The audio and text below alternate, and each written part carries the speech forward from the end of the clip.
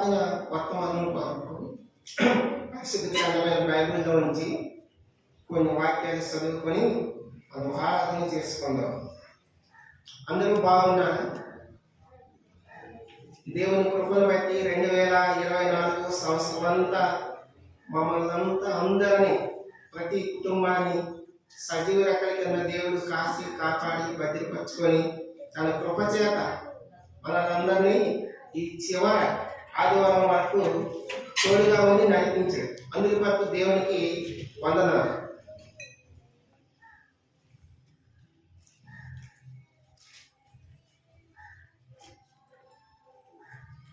లూకా సువార్త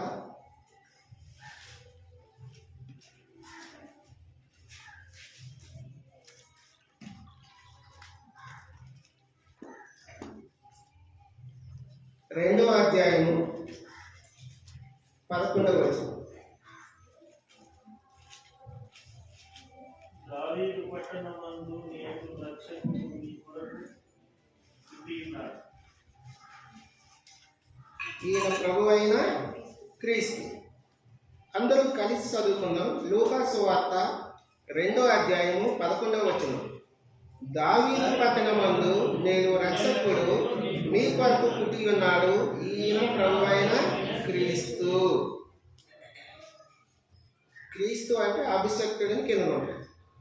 దావీదు పట్టణమందు నేను రక్షకుడు మీ కొరకు అంటే మన కొరకు పుట్టి ఉన్నాడు, ఈయన ప్రభు అయిన క్రీస్తు. దావీదు పట్టణంలో క్రీస్తు ఎందుకు పుట్టాడు? అతను పుట్టవలసిన అవసరమే వచ్చింది. ఆయన ఆ పట్టణంలో దావీదు పట్టణంలో పుట్టి మనకి ఏమి చేశాడనేది మన వర్తమాన అంశము. దాని కొరకు చిన్న ప్రార్థన చేసుకుందాం. పరిశుద్ధుడ, ప్రేమ కలిగిన ప్రియ పరలోకపు తండ్రి, యేసయ్యానికి స్తోత్రాలు, వందనాలు, స్తుతులు చెల్లించుకుంటున్నాం. దేవా, మానవత్వం మీరు దావీదు పట్టణంలో పుట్టి ఉన్నారు ప్రభా. యేసయ్య, అందరి కొరకు నీకు స్తోత్రాలు, వందనాలు, స్తుతులు చెల్లించుకుంటున్నాం ప్రభా. జ్ఞానం లేని వాడిని, అయోగ్యని ప్రభా, అర్హత యోగ్యత లేని వాడిని ప్రభా. ఇదిగో తండ్రి, ఇక్కడ మీరు నిలబడుతున్నది నేనైనా సరే ప్రభా, నిలబెట్టేది మీరే. మీ ఆత్మతో నింపి అభిషేకించి నాతో మాతో మాట్లాడండి. నీ ప్రజలైన మాకు ఏ వాక్యం అవసరమో ప్రభా, ఎలా ఆరాధన చేయాలో మాకు సాయం చేయమని సమస్తం హస్తాలకు అప్పచెప్పుకుంటూ కృతజ్ఞతలు చెల్లిస్తూ సమస్త ఘనత మహిమ ప్రభావం ఒక్కరే పొందుకోమని నజరేయుడైన యేసుక్రీస్తు నామములో అడిగి బతిమలాడి వేడుకుంటున్నాం పరలోకపు తండ్రి. లూకా సువార్త 2వ అధ్యాయము 11వ వచనం. దావీదు పట్టణమందు నేడు రక్షకుడు మీ కొరకు పుట్టి ఉన్నాడు, ఈయన ప్రభు అయిన క్రీస్తు. దావీదు పట్టణంలో యేసుక్రీస్తు ప్రభువారు మన కొరకు, మనందరి కొరకు పుట్టి ఉన్నాడు. ఈ లోకంలో ఉన్న సమస్త మానవాళి కొరకు ఆయన పుట్టి ఉన్నాడు. ఎందుకు పుట్టి ఉన్నాడు అనేది కొన్ని వాక్యాలు చూసుకుందాం. ఆరాధన నిమిత్తము యోహాను సువార్త 8వ అధ్యాయం. యోహాను సువార్త 8వ అధ్యాయము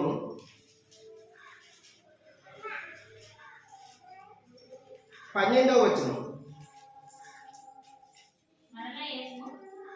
మరలా యేసు నేను లోకమునకు వెలుగును,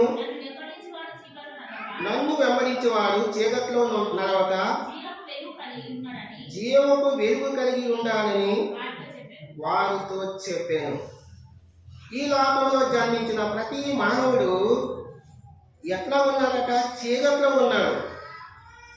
మరలా యేసు నేను లోకమునకు వెలుగును, నన్ను వెంబడించేవాడు చీకట్లో నడవక జీవపు వెలుగు కలిగి ఉండునని వారితో చెప్పాను. సమస్త మానవులు దేవుడు నియమించిన ఆజ్ఞలు అధిక మీరి దేవునికి విరోధంగా పాపం చేసి ఉన్నాడు. పాపం అనే చీకట్లో మనం జీవిస్తున్నాం. ఆ పాపం అనే బంధకాల్లో మనం జీవిస్తున్నాం. ఆ చీకటిని తీసివేసి మనకి వెలుగుతో నింపడం కొరకు యేసుక్రీస్తు ప్రభువారు 2024 సంవత్సరాల క్రితము దావీదు పట్టణంలో పుట్టి ఉన్నారు. దావీదు పట్టణంలో యేసుక్రీస్తు ప్రభు ఎందుకు పుట్టి ఉన్నారంటే సమస్త మానవాళి ఆజ్ఞ అధిక మీరి పాపం చేస్తున్నారు, చీకటిలో జీవిస్తున్నారు, చీకటి సంబంధులుగా ఉన్నారు. కాబట్టి మనలో ఉన్న చీకటినంతా తీసివేసి తనలో వెలుగుంది, ఆ వెలుగుతో నింపాలని దేవుడు నిన్ను నన్ను వెలుగులో నడిపించడం కొరకు దావీదు పట్టణంలో జన్మించాడు. ఆదికాండంలో చూడండి, ఆదికాండం 3వ అధ్యాయంలో చూడండి ఒకసారి, 3-4 చదవండి. చదవండి గట్టిగా. అందుకు సర్పము నిన్ను సావనే సాగు ఏలేదుగా ఆదికాండం 3వ అధ్యాయం 1వ అధ్యాయం 4 చదువు. వెలుగు మంచిదైనట్లు దేవుడు చూచెను. దేవుడు వెలుగును చీకటిని వేరుపరచెను. దేవుడు వెలుగునకు పగలనియు చీకటికి రాత్రనియు పేరు పెట్టెను. చాలు. దేవుడు వెలుగు కమ్మను పలకగా వెలుగు కలిగెను. వెలుగు మంచిదైనట్లు దేవుడు చూసెను. చీకటి ఎంత మాత్రము మంచిది కాదు. చీకటి జీవితం అంటే పాప జీవితంలో మనుషులు ఉన్నాడు కాబట్టి వెలుగులో నడిపించాలి. మానవుని చీకటిలోకి వెలుగులో నడిపించాలి. అందు నిమిత్తమే యేసుక్రీస్తు ప్రభువారు దావీదు పట్టణంలో రక్షకుడు మన కొరకు జన్మించి ఉన్నాడు. ఇది మొదటిది. దావీదు పట్టణంలో రక్షకుడు మన కొరకు ఎందుకు జన్మించడమా? మనుషులందరూ తోవనైపోయి చీకటిలో జీవిస్తున్నారు. ఆ చీకటి కార్యం వల్ల ఉంది, ఆ పాప జీవితం వల్ల ఉంది. ఆ పాపాన్ని తీసివేసి వెలుగులో నడిపించడం కోసం చీకటిని తీసివేసి వెలుగులో నడిపించాలి. అందుకొరకే యేసుక్రీస్తు ప్రభువారు ఈ లోకంలో జన్మించవలసి వచ్చినది. మన వల్ల చీకటిని తీసివేసి వెలుగులోకి నడిపించడం కోసము దావీదు పట్టణమందు యేసుక్రీస్తు ప్రభువారు ఈ లోకంలో జన్మించి ఉన్నారు. రెండోది చూద్దాము. రెండవది పేతురు రాసిన పత్రిక, అదే అపొస్తలుడైన పౌలు పేతురుకు రాసిన మొదటి పత్రిక 1:19. అమూల్యమైన రక్తము చేత అనగా నిర్దోషమైన గొర్రెపిల్ల క్రీస్తు రక్తము చేత విమోచించబడుతుందని మీరు విందురు కదా. అది రెండోది దావీదు పట్టణంలో యేసుక్రీస్తు ప్రభువారు ఎందుకు జన్మించవలసి వచ్చిందంటే మనం అందరము విరోధంగా ఉన్నాము. ఎలాగో పాపం చేసి విమోచన విడుదల లేదు మన జీవితానికి. మనకి పాపంతో విమోచన లేదు, విడుదల లేదు. కాబట్టి మనకి ఆయన రక్తము ఎలాంటి రక్తము? యేసుక్రీస్తు ప్రభువారి రక్తము పరిశుద్ధమైన రక్తము, పవిత్రమైన రక్తము. ఆ రక్తము ద్వారా నిన్ను నన్ను విడుదల విమోచన కలిగించాలని దావీదు పట్టణంలో యేసుక్రీస్తు ప్రభువారు ఈ లోకంలో జన్మించవలసి వచ్చింది. మనకి విడుదల లేదు, మనకి విమోచన లేదు. విడుదల ఎందుకు లేదు? మనం బంధకాల బంధించబడి ఉన్నాం. సంపూర్ణ బంధకాల బంధించబడము, పాప బంధకాల బంధించబడము, ఈ లోక బంధకాల బంధించబడి ఉన్నాము.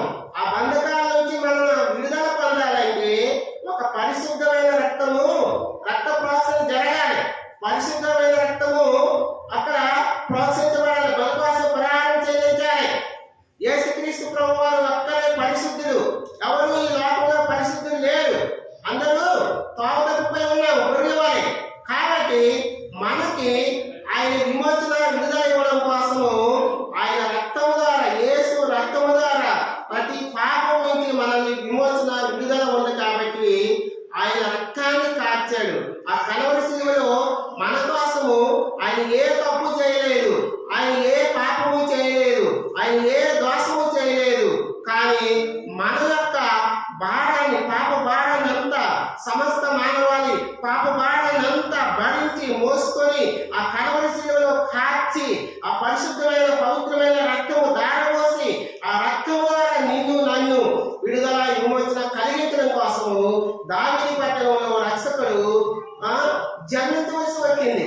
దావీదు పట్టణంలో రక్షకుడు మన పాపాల కోసము, మనల్ని విడుదల విమోచన కలిగించడం కోసము ఆ దావీదు పట్టణంలో యేసుక్రీస్తు ప్రభువారు జన్మించారు. ఒకటోది దావీదు పట్టణంలో యేసుక్రీస్తు ప్రభు ఎందుకు జన్మించారంటే మనలో ఉన్న చీకటినంతా తీసివేసి మనల్ని వెలుగులోకి నడిపించాలని ఆయన జన్మించాడు. అలాగే యేసు రక్తము ప్రతి పాపాన్ని విడుదల విమోచన ఇస్తుంది కాబట్టి ఆ రక్తము ద్వారా మనల్ని విడుదల విమోచన కలిగించి మనల్ని నీతిమంతులుగా చేయడం కోసము యేసుక్రీస్తు ప్రభువారు ఈ లోకానికి వచ్చారు. కాబట్టి ఇప్పుడు దేవుని బిడ్డలారా, మనము ఎలాంటి వాళ్ళం అంటే మనం పాప బంధకాలను బంధించబడిన వారు, మనము శాపాలను బంధించబడిన వారు. మనకి విడుదల కావాలంటే కోడి రక్తము, మేకల రక్తము, ఎడ్ల రక్తం వల్ల కాదు, కానీ ఒక పరిశుద్ధమైన రక్తము చిందించబడాలి, ఒక పవిత్రమైన రక్తము చిందించబడాలి. కాబట్టి మన కోసము ఆయన కలవరి శిలువలో ప్రాణం పెట్టాడు, తిరిగి లేచాడు. తన రక్తానంతా కాచి ఆ రక్తం ద్వారా మనల్ని తన సొత్తుగా కొనుక్కున్నాడు. కాబట్టి ఆ రక్తం ద్వారా మనకి విడుదల, విమోచన, పాప క్షమాపణ ఉంది. కాబట్టి యేసుక్రీస్తు ప్రభువారు దావీదు పట్టణంలో జన్మించవలసి వచ్చినది. రెండోది, వాళ్ళకి పాపం చీకటి నుంచి వెలుగులో నడిపించడం కోసం ఆయన దావీదు పట్టణంలో జన్మించారు. రెండోది, యేసు రక్తం ద్వారా మన ప్రతి పాపాన్ని విడుదల, విమోచన కలిగించడం కోసము, మనల్ని నీతిమంతులుగా చేయడం కోసము ఆయన దావీదు పట్టణంలో జన్మించి ఉన్నారు. మూడోది, మత్తయి సువార్త 1:21. మత్తయి సువార్త 1:21. ఆమె యొక్క కుమారుని కన్ను తన ప్రజలను ఆయన పాపల నుండి ఆయనే రక్షించిన కనుక ఆయనకి యేసు అని పేరు పెట్టబడింది. మత్తయి సువార్త 1:21. మళ్ళీ చదువుతాను చూడండి. ఆమె ఒక కుమారుని కనును తన ప్రజలను వారి పాపముల నుండి ఆయనే రక్షించును. ఆయనే రక్షించును. మనుషులకి రక్షణ లేదు. మనుషులకి ఇలాగా మనం ఉన్నపడంగా రక్షణ లేకుండా నశించిపోతే ఆ నిత్య నరకానికి వెళ్ళవలసి ఉంటుంది. కాబట్టి ఎందుకు నిత్య నరకానికి వెళ్ళాలంటే అందరూ మనము తావునొప్పిపోయి పాప జీవితంలో జీవిస్తున్నాం. ఆజ్ఞను అడిగి మీరాము. ఆదాము, అవ్వ ఆనాడు ఏదైనా తోటలో దేవుడు ఏదైనా తోటలో పెట్టి ఆ వ్యవసాయం చేసుకొని మీరు అన్ని సమృద్ధిగా తినండి, ఆ ఒక్క పనం మాత్రము తినొద్దని చెప్పినప్పుడు అవ్వ ఏం చేసింది? అది ఏది దేవుడు చేయొద్దన్నాడో అదే తిన్నది. అదే తిని తనతో పాటు ఆదాము కూడా ఇచ్చి ఆ పాపని ఆజ్ఞని, దేవుడి ఆజ్ఞని మనము మీరాము. దేవునికి విరోధంగా మనం జీవించాము. కాబట్టి ఆదాము అవ్వ ఆ తోటలో నుంచి, ఏదైనా తోటలో నుంచి బయటికి నెట్టివేయబడ్డాడు. కాబట్టి దేవుని బిడ్డలారా, మనం దేవుని విరోధంగా పాపం చేసి ఉన్నాము. ప్రతి ఒక్కరూ పాపం చేసి ఉన్నాము. కాబట్టి ఆ పాప జీవితం స్వభావంతో మనం మరణిస్తే నిత్య నరకమే. అక్కడ అగ్ని ఆడదు, పురుగు సాగదు. కాబట్టి మానవునికి రక్షణ కావాలి, మానవునికి ఆత్మ రక్షణ కావాలి. రక్షణ ఎలా వస్తుందంటే మన పాపాలను మనం ఒప్పుకొని, యేసు ప్రభువా నేను పాపిని, నన్ను క్షమించు, నన్ను కరుణించు, నన్ను కనికరించి ఈ రక్తం ద్వారా కడిగి నాకు క్షమించమని అడిగినప్పుడు ఆయన మన పాపాన్ని క్షమించి మనకి రక్షణ ఇవ్వడం కోసం యేసుక్రీస్తు ప్రభువారు ఈ లోకంలో జన్మించారు. మనకి రక్షణ లేదు కాబట్టి రక్షణ అనుగ్రహించడం కోసము యేసుక్రీస్తు ప్రభువారు ఈ లోకంలో జన్మించవలసి వచ్చింది. ఆయన మనం చీకట్లో నుంచి వెలుగులో నడిపించడం కోసము ఆయన దావీదు పట్టణంలో జన్మించారు. మన యొక్క ఆ విడుదల విమోచన లేదు కాబట్టి మనకి విడుదల విమోచన ఇచ్చి తన రక్తము ద్వారా కడిగి పవిత్రపరిచి పరిశుద్ధపరిచి మనల్ని నీతిమంతులుగా చేయడం కోసము దావీదు పట్టణంలో యేసుక్రీస్తు ప్రభువారు జన్మించారు. మూడవది, మనకు రక్షణ లేదు కాబట్టి, మనకు పాప క్షమాపణ లేదు కాబట్టి, మన పాపాలకు క్షమించడం కోసము ఆయన ఆ కరవ శిలువలో ఏ దోషము లేని ఆయన, పరిశుద్ధుడైన ఆయన మన కోసం ప్రాణం పెట్టి తిరిగి లేచాడు, తన రక్తం కార్చాడు. అప్పుడే మనకి ఎవరైతే ఆయన వద్దకు వచ్చి ఆయన ఆశ్రయించి యేసయ్యా నేను పాపిని, నా పాపాన్ని క్షమించు అన్నప్పుడు మనం ఒప్పుకుంటాము, మనకి రక్షణ కలుగుతుంది. మన జీవితంలో సంతోషం లేదు, మన జీవితంలో సంతోషము, సమాధానం లేదు, మన జీవితంలో సమాధానం వస్తుంది. ప్రియ దేవుని బిడ్డలారా, మనం పాపులని ఒప్పుకుంటే ఆయన రక్షణ ఇవ్వడానికి ఆయన పట్టణంలో, దావీదు పట్టణంలో 2024 సంవత్సరాల క్రితము జన్మించవలసి వచ్చింది. యేసుక్రీస్తు ప్రభువారు మనకి రక్షణ ఇవ్వడం కొరకు జన్మించారు. ఇంకా యోహాను సువార్త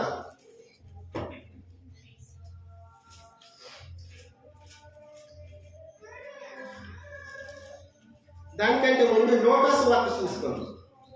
లోకా సువార్త 1:35 చదవండి.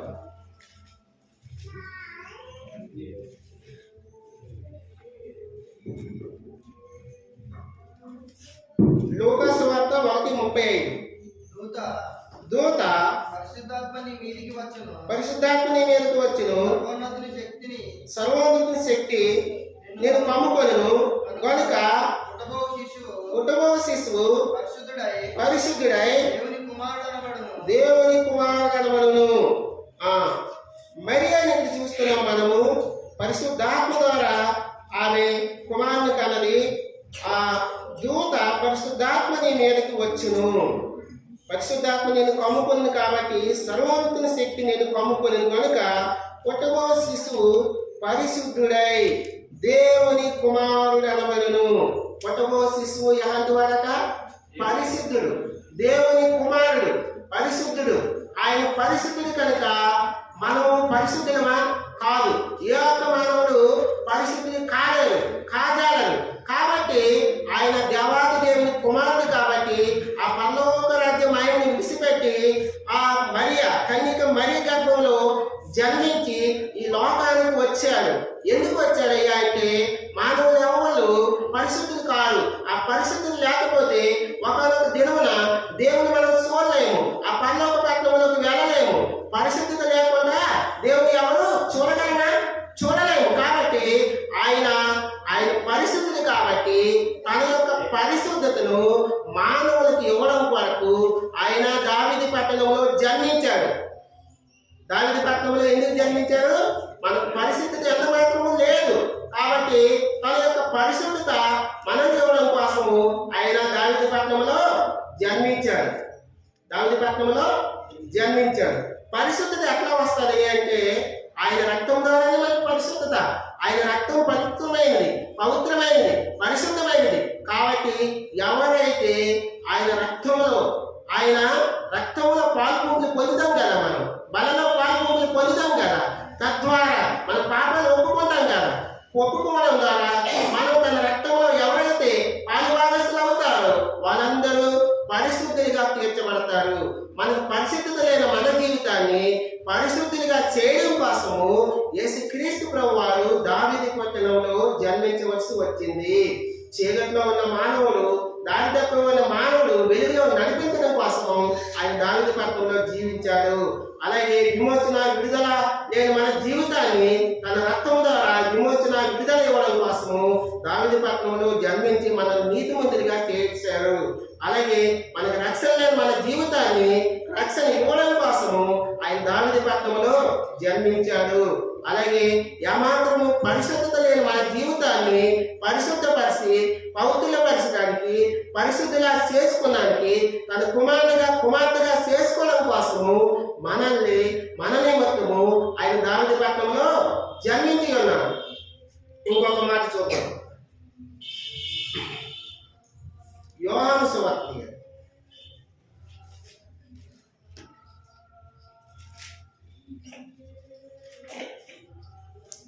14:18. యోహాను సువార్త 14:18.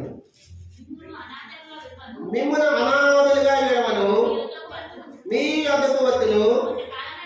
కొంతకాలమైన తర్వాత లోకము నన్ను మరి ఎన్నడను చూడదు. అయితే మీరు నన్ను చూతురు, నేను జీవించుతున్నాను. చూడండి ప్రియ దేవుని బిడ్డలారా, మిమ్మును అనాథలుగా విడవను, మీ యొద్దకు వచ్చును. కొంతకాలమైన తర్వాత లోకము నన్ను మరి ఎన్నడను చూడదు. అయితే మీరు నన్ను చూతురు, నేను జీవించి ఉన్నాను. అతను ఎలా ఉన్నాడు? జీవించి ఉన్నాడు. అతను జీవం కలిగి ఉన్నాడు. అయితే మనల్ని అనాథలుగా ఎడవను. యెషయా గ్రంథంలో చూద్దాం. యెషయా ప్రవక్త రాసిన యెషయా గ్రంథము 66:13 చూద్దాం. 66:13. ఒకని తల్లి వారిని ఆదరించినట్లు నేను మిమ్మల్ని ఆదరించదును, యెరూషలేములోనే మీకు ఆదరించబడదురు. ఒకని తల్లి వారిని ఆదరించినట్లు నేను మిమ్మల్ని ఆదరించదును, యెరూషలేములోనే మీరు ఆదరించబడదురు. మనల్ని అనాథలుగా వినవడం దేవునికి ఇష్టం లేదు. మనం ఏ రీతిలో రక్షణ లేక, మానవస లేక, బాప్తిసం లేక, పాపాలు ఒప్పింపబడక, పరిశుద్ధులు కాకుండా, నీతిమంతులు కాకుండా చనిపోతే మనం అనాథలుగా అయిపోతాం. ఆ నిత్య నరకంలోకి వెళ్ళిపోతాం. కాబట్టి ఆ నిత్య నరకంలోకి వెళ్ళడం దేవుని చిత్తం కాదు. కాబట్టి మనం అనాథలు విడిచిపెట్టడం దేవునికి ఇష్టం లేదు. కాబట్టి ఆయన ఆదరణకర్తగా, ఆదరించేవాడుగా ఈ లోకంలో పుట్టవలసి వచ్చింది. మనల్ని ఆదరిస్తాడు. తల్లి, నువ్వు బాధపడవద్దు. ఆదరణకర్తగా ఆయన మనకు తోడుగా ఉంటాడు. ఆయన మనకి తోడుగా ఉంటాడు. కష్టాల్లో, నష్టాల్లో, సుఖాల్లో, ఇరుకుల్లో, ఇబ్బందుల్లో అన్ని వేళలా ఆయన ఆదరణకర్తగా ఉండి ఆయన కృప చేత మనల్ని కాపాడుతూ, భద్రపరుస్తూ ఇంతవరకు మనకి 2024 సంవత్సరము చివరి ఆదివారం వరకు ఆయన కృప ద్వారా ఆయన ఆదరణకర్తగా ఉంటూ మనలందరినీ సజీవ లెక్కల్లో ఉంచి భద్రపరుస్తూ వస్తున్నాడు. ఒక తల్లి ఎప్పుడు ఆదరిస్తుంది? తల్లి ఆదరణ ఎప్పుడంటే పిల్లల కష్టాల్లో ఉన్నప్పుడు, ఆ నష్టాల్లో ఉన్నప్పుడు, ఆ బాధల్లో ఉన్నప్పుడు ఒక తల్లి ఆ కుమారుని లేదా కుమార్తెని ఎలా ఆదరిస్తారో యేసుక్రీస్తు ప్రభువారు ఆదరణ లేని మనకి, ఏ దిక్కు లేని మనకి, ఏ ఆనందం లేని మనకి, ఏ స్థితిలో ఉన్నా, దేని స్థితిలో ఉన్నా, దరిద్ర స్థితిలో ఉన్నా, మన కష్టాల్లో ఉన్న, సుఖాల్లో ఉన్నప్పుడు ఆయన ఆదరణకర్తగా ఉండడం కోసము నిన్ను నన్ను అనాథలుగా విడిచిపెట్టడం కాకుండా ఆదరిస్తూ, ధైర్యాన్నిస్తూ, వాదారిస్తూ ఒక తల్లి తనను ఆదరించినట్టుగా, పిల్లవాడిని ఆదరించినట్టుగా యేసుక్రీస్తు ప్రభువారు మనల్ని ఆదరించడం కోసము ఆ దావీదు పట్టణంలో జన్మించవలసి వచ్చింది. ఆయన దావీదు పట్టణంలో ఎందుకు జన్మించారో ఐదోది ఆదరించడం కోసం, మనకి అనాథలుగా విడవక ఆదరించడం కోసం, ఆదరణకర్తగా ఆయన ఈ లోకంలో జన్మించవలసి వచ్చింది. కాబట్టి మనము ఆయన్ని ఆదరణకర్తగా ఇంతవరకు మనకు తోడుగా ఉండి కాపాడుతున్నాడు. కాబట్టి మనం ఆరాధన చేసుకోవలసి వచ్చింది అన్నమాట. ఆరాధన చేసుకోవాలి. ప్రభువా, నన్ను విడవక ఎడబాయక నువ్వు ఆదరణకర్తగా ఉంటున్నావు, నా పట్ల నువ్వు చేస్తున్న మేలు ఉపకారాల కొరకై వందనాలని ఆయనకు ఆరాధన చేసుకోవాలి. మనం ఆయన ఆదరించడానికి మన కోసము దావీదు పట్టణంలో జన్మించాడు. కాబట్టి ఆయన ఆదరణకర్తగా ఉండడం కోసం వచ్చాడు. కాబట్టి ఆయనకు మనము ఆరాధన చేసుకోవాలి. అలాగే ఇంకో మాట చూద్దాము. యోహాను సువార్త 6వ అధ్యాయం చూడండి.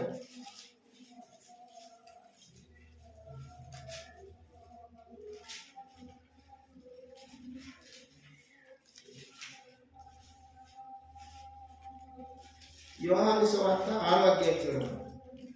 54 నుంచి 60. నా శరీరము తిని నా రక్తము త్రాగువాడే నిత్య జీవము గలవాడు, అంత్య దినమున నేను వారిని లేపుదును. నా శరీరము నిజమైన ఆహారమును, నా రక్తము నిజమైన పానమునై ఉన్నది. నా శరీరము తిని నా రక్తము త్రాగువాడే నిత్య జీవము గలవాడు. అలాగే యోహాను సువార్తలో 4వ అధ్యాయంలో చూద్దాం. సమరయ స్త్రీ ఉంటుంది. ఇక్కడ చూడండి. 4వ అధ్యాయం, యోహాను సువార్త 4వ అధ్యాయంలో 14వ వచనం చదువుకుందాం. ఈ నీళ్లు త్రాగు ప్రతి వాడు మరలా దప్పుకొనును, నేనిచ్చి నీళ్లు త్రాగు వాడెన్నడూ దప్పుకొనక, నేను వానికి ఇచ్చి నీళ్లు నిత్య జీవముకై వానిలో ఊరిడి. నిత్య జీవం, నిత్యము జీవమే. యేసుక్రీస్తు ప్రభువారు నిత్యము జీవం కలిగి జీవిస్తూ ఉన్నాడు. పరలోకమందు ఉన్నాడు, జీవిస్తూ ఉన్నాడు. కాబట్టి మనుషులు నిత్య జీవనం ఇవ్వడానికి మనం మరణిస్తే, ఆ రక్షణ లేకుండా మరణిస్తే నిత్య నరకంలోకి వెళ్ళాలి. మన పాపాలు క్షమించబడకుండా మరణిస్తే ఆ నిత్య నరకంలో అగ్నిలో కాలిపోవాలి. కాబట్టి మనుషులకి నిత్య జీవం ఇవ్వడం కోసము ఆ దేవాది దేవుడి కుమారుడిగా ఆ కన్యక గర్భంలో దావీదు పట్టణంలో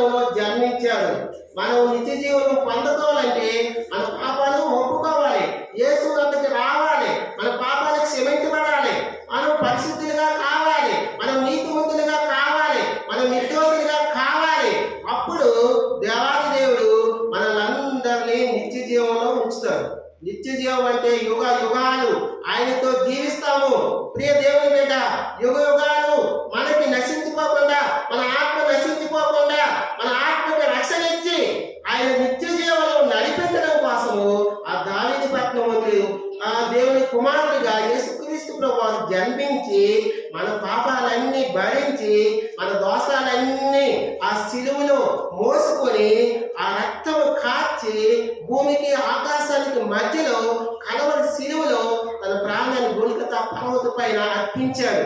ఎందుకంటే మానవులందరినీ నిత్య జీవంలోకి నడిపించాలి.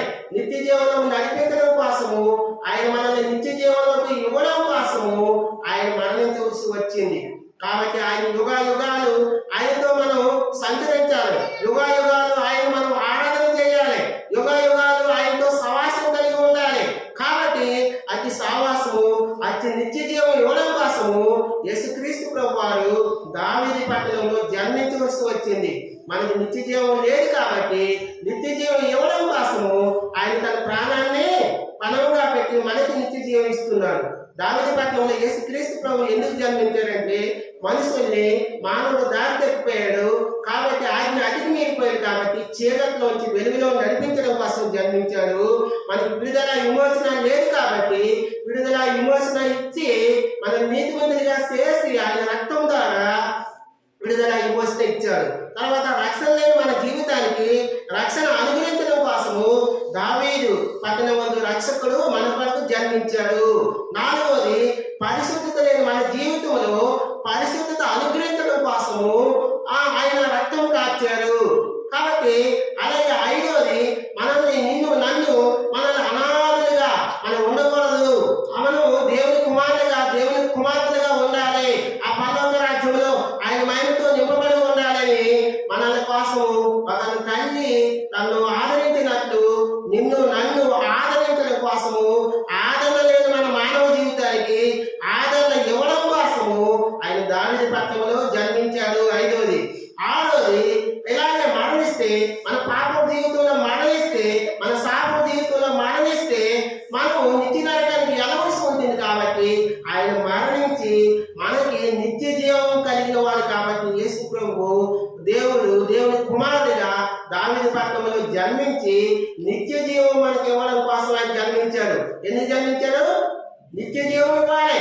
మనుషులు మనం పాపము సమర్పబడక చనిపోతే ఆ నిత్య నరకంలో యుగాలు మన ఆత్మ కాలిపోతుంది. అజ్ఞానం పురుగు సావదు. కాబట్టి మనం బతికించాలంటే మన ఆత్మకి రక్షణ కావాలి. రక్షణ కావాలంటే మన పాపాలు ఒప్పుకోవాలి. ఒప్పుకుంటేనే మన ఆత్మకి రక్షణ. కాబట్టి మనం రక్షణ పొంది మారుమనసు పొంది బాప్తిసం తీసుకొని ఆయన రక్తంలో పాలుభాగస్తులు అయినప్పుడు మనకి నిత్య జీవం అనుగ్రహించడానికి ఆయన దావీదు పట్టణంలో జన్మించాడు.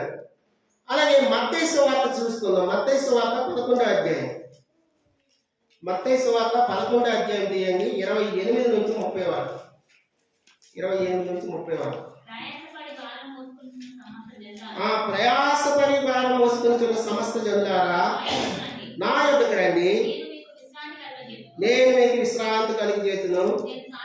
నేను సాత్వికులను దీన మనసు కలవాడను కనుక మీ మీద నా కాడి ఎత్తుకొని నా యొద్ద నేర్చుకోండి, అప్పుడు మీ ప్రాణములకు విశ్రాంతి దొరుకును.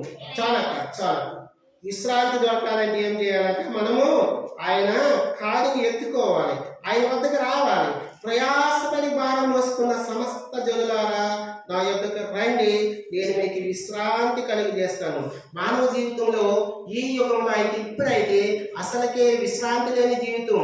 ఈ లోకంలో తెల్లవారు లేవగానే అనేక పనులు ప్రిపెట్టుగా అనేక వ్యాపకాలు పిల్లల చదువులు మొదలుకొని సాయంత్రం వరకు మన పనుల్లోనే మనం గడుపుతున్నాం. అనేక భారాలు మోస్తున్నాం. మనం పాప భారం మోస్తున్నాము. జీవితంలో కష్టాలు యజమానైతే కష్టాలు కుటుంబ భారం మోస్తున్నాడు. అన్ని బాధ్యతలు అన్ని భారాలు మోసుకుంటున్నాము. మనకి విశ్రాంతి లేదు. కాబట్టి మనకి విశ్రాంతి ఇవ్వడానికి ఆయన దావీదు పట్టణంలో జన్మించాడు. అది విశ్రాంతి ఇవ్వడానికి. ఎలాంటి విశ్రాంతి? నిత్యము యుగాలు ఆయన ఆ పరలోక పట్టణంలో మనకి విశ్రాంతి ఇవ్వడానికి జన్మించాడు. ఆ పరలోక పట్టణంలో ఎలాంటి విశ్రాంతి ఉంటుంది? ఈ లోకంలో అయితే అనేక దుఃఖాలు, అనేక బాధలు, అనేక కష్టాలు, అనేక నష్టాలు, అనేక ఇబ్బందులు, అనేక శ్రమలు, అనేక వ్యాధులు రావచ్చు. కానీ ఆ పరలోక పట్టణంలో ఆ దుఃఖాలు ఉండవు, ఆ శ్రమలు ఉండవు, ఆ ఆకలి ఉండదు, దప్పుకుండదు. చూద్దాం ప్రకటన గ్రంథంలో 21వ అధ్యాయం చూద్దాం. ప్రకటన గ్రంథం 21వ అధ్యాయంలో చూద్దాము. ఆ పరలోక రాజ్యంలో మనకి విశ్రాంతి ఎలా దొరుకుతుందో, ఎట్లా ఉంటుందో చూద్దాం. ప్రకటన గ్రంథం 21వ అధ్యాయము కొన్ని చూద్దాం. ప్రకటన గ్రంథము 21వ అధ్యాయంలో ఇక్కడ కానీ చదువుకుందాం. మనం కొన్ని వచ్చినాం 21 నుంచి కొన్ని వచ్చినాలు చదువుకుందాము. అందుకు నేను కొత్త ఆకాశము కొత్త భూమియు చూచితిని. మొదటి ఆకాశము మొదటి భూమియు గతించిపోయిను, సముద్రమునకును లేదు. మరియు నేను నూతనమైన యెరూషలేమును పరిశుద్ధ పట్టణమును భర్త కొరకు అలంకరించబడిన పెళ్లి కుమార్తె వలె సిద్ధపడి పరలోకమందున్న దేవుని యొద్ద నుంచి దిగి వచ్చిట చూచితిని. అప్పుడు ఇదిగో దేవుని నివాస మనుషుల్లో కూడా ఉన్నది. ఆయన వారితో కాపురముండును, వారు ఆయన ప్రజలై ఉండరు. దేవుడు తానే దేవుడే ఉండి వారికి తోడే ఉండను. ఆయన వారి కన్నులు ప్రతి బాష్ప బిందువును తుడిసివేయను. మరణము ఇక ఉండదు, దుఃఖమైనను ఏడ్పైనను లేదని వేదనను ఇక ఉండదు. మొదటి సంగతుల గురించి గతించిపోయిన శ్వాసం నుంచి వచ్చిన గొప్ప స్వరము చెప్పిట వింటినే. అది ఇంకా ఈ అధ్యాయం మొత్తం చదివితే చాలా విషయాలు ఉంటాయి. అక్కడ మరణము లేదు, ఏడుపు లేదు, దుఃఖం లేదు, దాహం లేదు, ఆకలి లేదు. సమస్తము దేవుడే గోరికల్లి అక్కడ ఉంటాడు. ఆ గోరికల వెలుగులో మనం ప్రకాశిస్తాం. కాబట్టి మానవుడు ప్రయాసపడి ఎంతో భారం పడి ఈ లోకంలో జీవిస్తున్నాడు. కాబట్టి ఆ మనుషులకి విశ్రాంతి కలగజేయాలి. విశ్రాంతి అంటే ఒక్క దినం 2 దినం కాదు, యుగాలు దేవుడితో మనం కలిసి సావాసం జీవించి అక్కడ ఉండాలి. అక్కడ ఏడుపు లేదు, దుఃఖం లేదు, శ్రమలు లేవు, వేదన లేదు, బాధలు లేదు, కష్టాలు లేవు, ఏమీ లేదు. దేవుని ఆరాధించాలి, దేవుని కనపరచాలి, దేవుని మహిమపరచాలి, దేవునితో సావాసం చేయాలి, దేవుని పెళ్లిలో పాల్గొవాలి. అవి అక్కడ ఉంటాయి. కాబట్టి ప్రియ దేవుని బిడ్డలారా, ప్రయాసపడి భారం మోస్తున్న సమస్త జనులారా నా యొద్దకు రండి, నేను మీకు విశ్రాంతి ఇవ్వడం కోసమే దావీదు పట్టణంలో జన్మించి ఉన్నాను. మీకు విశ్రాంతి లేదు, ఈ లోకంలో విశ్రాంతి లేదు.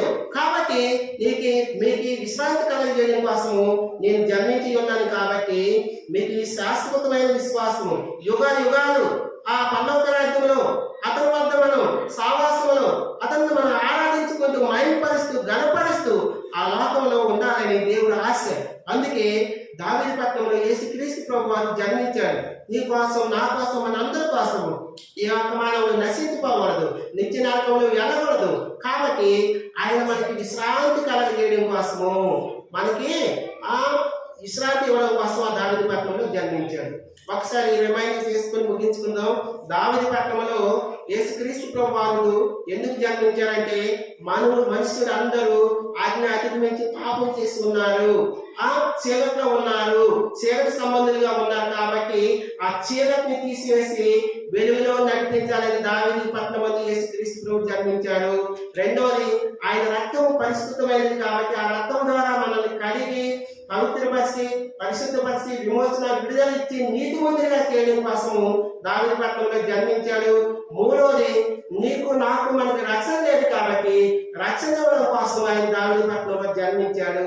అలాగే మనం పరిశుద్ధం కాదు కాబట్టి మనకు పరిశుద్ధత ఇవ్వడం కోసం ఆయన దావీదు పట్టణంలో జన్మించాడు. ఐదోది, మనము అనాథలుగా ఉండడం ఆయనకి ఇష్టం లేదు కాబట్టి మనల్ని ఆదరించాలి. కాబట్టి ఆదరణకర్తగా ఉండడం కోసం ఆయన దావీదు పట్టణంలో జన్మించాడు. ఆరోది, మనకు నిత్య జీవం ఇవ్వడం కోసం యుగాలు ఆయనతో పాటు మనం జీవించాలి. కాబట్టి మనం ఆయనతో ఉండాలి. కాబట్టి మనకు నిత్య జీవనం కోసం దావీదు పట్టణంలో యేసుక్రీస్తు ప్రభు జన్మించాడు. ఏడోది ఏంటమ్మా, యుగంలో ఆయనతో విశ్రాంతి ఇవ్వడానికి. మనకి విశ్రాంతి లేదు కాబట్టి, ఇలా చనిపోతే విశ్రాంతి లేదు కాబట్టి, మన పాపాలకు క్షమించబడకపోతే, మనం మానవసు పొందకపోతే, ఆయన రక్తంలో పాలుభాగస్తులు కాకపోతే మనకి విశ్రాంతి లేదు. కాబట్టి మనల్ని విశ్రాంతి ఇవ్వడం కోసం ఆయన దావీదు పట్టణంలో జన్మించాడు. ఈ వాక్యానుసారంగా మనము ఆరాధన చేసుకున్నాం. ఆయన చేసిన మేలు ఉపకారాల కొరకు మనము ఆరాధన చేసుకున్నాం. ఈ 2024 సంవత్సరంలో ఎంతో మంది, ఎన్నో కుటుంబాలు, ఎంతో మంది మనుషులు కాలగర్భంలో కలిసిపోయాడు. ఆయన కృప చేత, ఆయన ప్రేమ చేత, ఆయన ఆదరణకర్తగా మనకు ఉండు మన పట్ల చేస్తున్న మేలు ఉపకారం కొరకై మనం ఆరాధన రెండు విషయాలు చేసుకుందాం. దేవుడు ఇచ్చింది కొద్ది మాటలు దీవించిన గాక.